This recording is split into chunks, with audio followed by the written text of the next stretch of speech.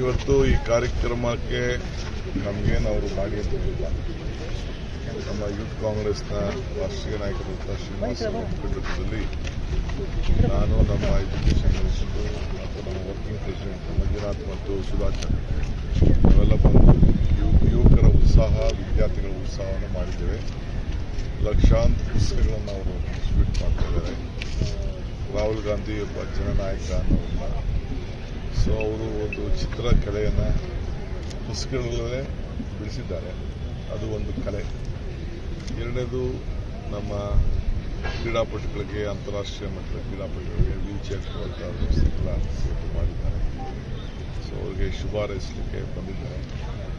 ಭಾಳ ಸಂತೋಷ ಆಗ್ತದೆ. ಅವರಿಗೆ ಇನ್ನೊಂದಕ್ಕೆ ಶಕ್ತಿ, ಜನಸೇವೆ ಮಾಡೋಂಥ ಅವಕಾಶ ಸಿಗಲಿ ಅಂತೇಳಿ ತುಂಬ ರೀತಿಯಿಂದ ನಾವು ಪ್ರಾರ್ಥನೆ ಮಾಡ್ತೇವೆ.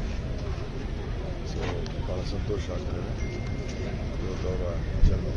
ಸರ್, ಯುದ್ಧದ ಕಾರ್ಮೋಡದ ನಡುವೆ ಕೆಲವೊಂದಿಷ್ಟು ವಿದ್ಯಾರ್ಥಿಗಳು ಬೆಂಗಳೂರಿಗೆ ಸುರಕ್ಷಿತ ವಾಪಸ್ ಆಗ್ತಾರೆ. ಖಂಡಿತ ನಾವು ರಕ್ಷಣೆ ಮಾಡಲೇಬೇಕು. ನನಗೆ ಹೊರಗಡೆ ದೇಶದ ನೀತಿ ಬಗ್ಗೆ ಚರ್ಚೆ ಮಾಡೋಕ್ಕೆ ಇಷ್ಟ ಇಲ್ಲ.